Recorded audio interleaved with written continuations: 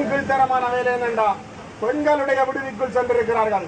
இது ஒரு அநாகரிகமான செயல். உண்மையில் இது ஸ்ரீலங்கா ராணுவத்துக்கு எதிராகவும் குறிப்பாக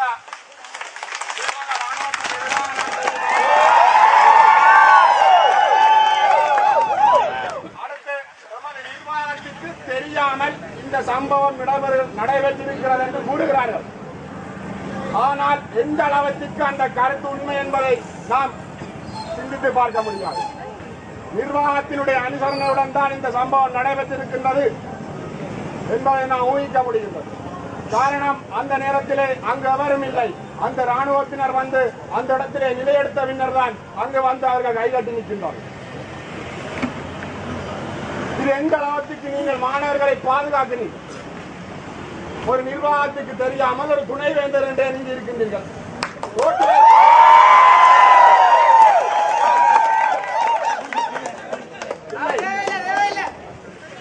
நீங்கள் இங்கு துணைவேந்தரை விட்டு சென்று விடுங்கள். ரோட்டில் நிற்கின்ற சாதாரண படைச்சிப்பாய் வந்து உங்கள் ஆசனத்தில் இருங்கள்.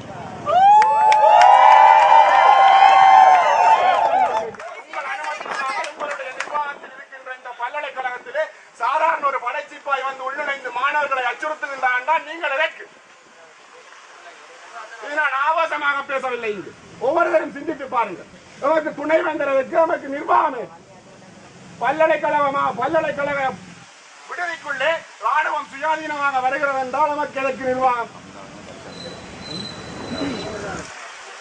நிற்கின்ற படைச்சிப்பாய், சாதாரண படைச்சிப்பாய் கொண்டது துணைவேந்தர் ஆசனத்தில் அமர்த்தி விடுங்கள். அவன் இருக்கட்டும். ஆகவே இப்படிப்பட்ட சம்பவங்கள் இனிமேல் நடைபெறக்கூடாது என்று நாம் யாரையும் கேட்க முடியாது. கேட்கின்ற சூழ்நிலை கேட்பதற்கும் இங்கு யாழ்ப்பாணத்தில் வருவதும் இல்லை. இது ஒரு சாதாரண எதிர்ப்பாக சர்வதேசத்துக்கு காட்டிவிட்டு நாங்கள் செல்ல வேண்டும். இதை கேட்பதற்கு யாழ்ப்பாணத்தில் எவரும் இல்லை என்று கூறி சர்வதேசம் கண்டிருந்தால் நமக்கு வாழ்வுண்டு என்று கூறி விடைபெறுகிறேன். நன்றி.